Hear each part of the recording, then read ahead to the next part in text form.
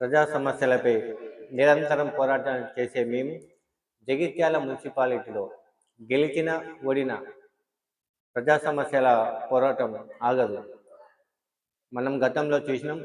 జగిత్యాల జైత్రయాత్ర, తెలంగాణ మళ్ళీ తొలి దశ ఉద్యమం జగిత్యాల నుండి ప్రారంభమైంది. ఎక్కడా కని విని ఎరగని రీతిలో జగిత్యాలలో ప్రజా దర్బార్ ఏర్పాటు చేయడం జరుగుతుంది.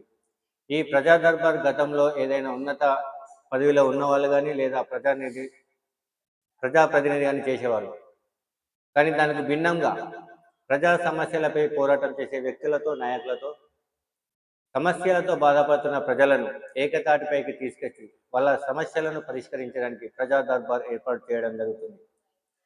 ఒక ఆఫీసులో ఒక వ్యక్తి వెళ్లకుండా దాదాపు సమస్యలతో కూడుకున్న వాళ్ళ మొత్తాన్ని దాదాపు 100 కానీ 50 కానీ ఎంతమంది అయితే అనేది ఆ ఒక వ్యక్తి దగ్గరికి వెళ్ళడం జరుగుతుంది.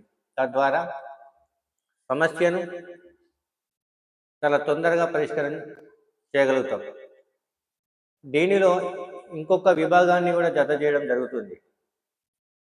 గల్లీ నుండి ఢిల్లీ వరకు మనం న్యాయవాదులను నియమించుకోవడం జరుగుతుంది.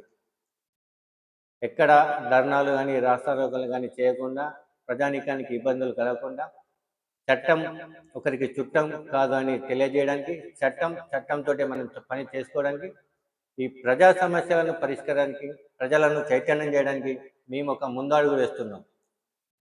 మీరు నీతివంతంగా నిజాయితీపరంగా ప్రలోభాలు కాకుండా మంచి వారికి ఓటు వేసి వారికి అండగా ఉంటారని కూడా నేను మరోసారి తెలియజేస్తున్నాను. నేను చెప్పేది ఒకటే, గెలిచిన ఓడిన ప్రజల సమస్యలపై పోరాటం చేయక తప్పదు. ధన్యవాదాలు.